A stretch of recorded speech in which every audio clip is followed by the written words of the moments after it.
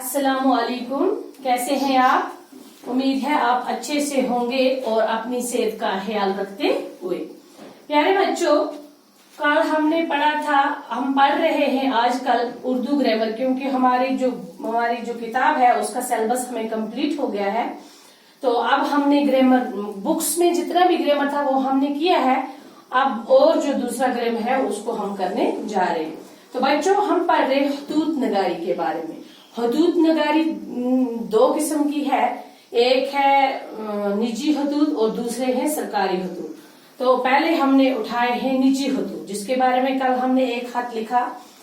तो आज हम दूसरा खत लिख रहे हैं। आज का हमारा जो मौजू है बच्चों, अपने वालिद के नाम एक खत लिखें, उसमें नई किताबें और वर्दी खरीदने के लिए पैसों की मांग करें।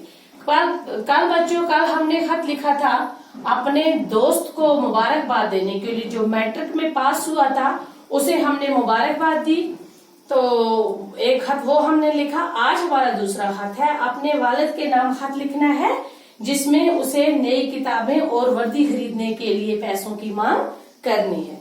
तो बच्चों, आपको मैंने बताया है, आपको अच्छे से मुझे उम्मीद है याद होगा कि खतूत के 4 हिस्से होते हैं। उन्हीं 4 हिस्सों पे मुश्तमिल होता है ये खत। उसी खत को हमने ये क्या करना है, इन्हीं 4 हिस्सों पे हमने ये खत कंप्लीट करना है। और एक चीज मैं आपको यहाँ बताती चलूं कि जब भी हम खत लिखते हैं, अपने दोस्त को लिखें, अपने भाई को लिखें, या अपनी किसी सहेली को लिखें, भाई को लिखें, दोस्त को लिखें, छोटी बहन को लिखें या भाई को लिखें, जिसे भी खत लिखें थी कि आप अपने किसी भी दोस्त को खत लिखें, अपने भाई को लिखें, अपने वालिद साहब के नाम लिखें, या किसी छोटे बहन या भाई के नाम लिखें, मुख्तसर और सादा। एक तो इसमें अल्फाजों का सादा इस्तेमाल करें, बिल्कुल समझ आ जाने वाली बात। दूसरा मुख्तसर, शॉर्टकट में अपनी पूरी बात कह दें, थोड़े से लफ्जों में अपनी सारी बात बयान कर दें, ठीक है ना।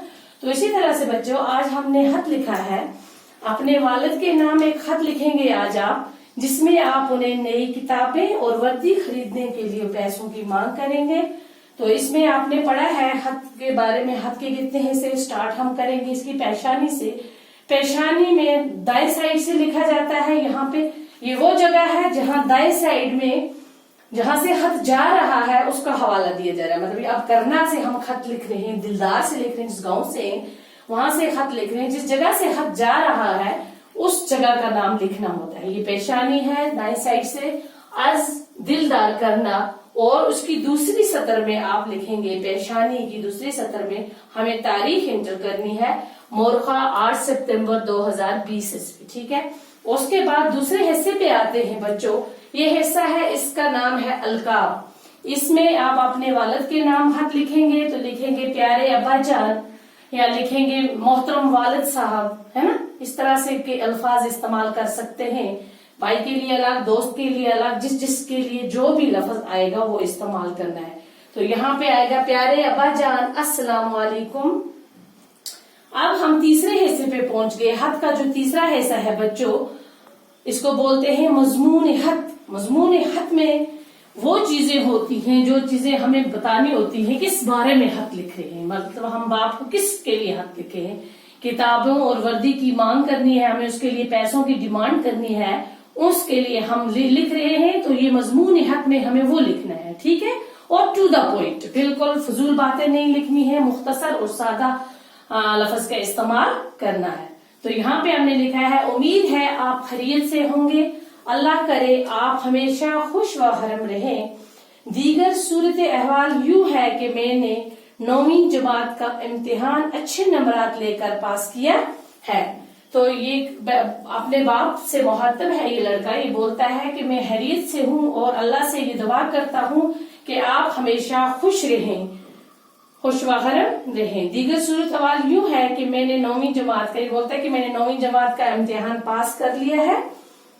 अब मुझे 10वीं जमात के लिए किताबों और वर्दी की जरूरत है। ये बोलता है कि मैंने 9वीं के एग्जाम पास कर लिया, अब मुझे 10वीं जमात के लिए नई किताबें और वर्दी की जरूरत है।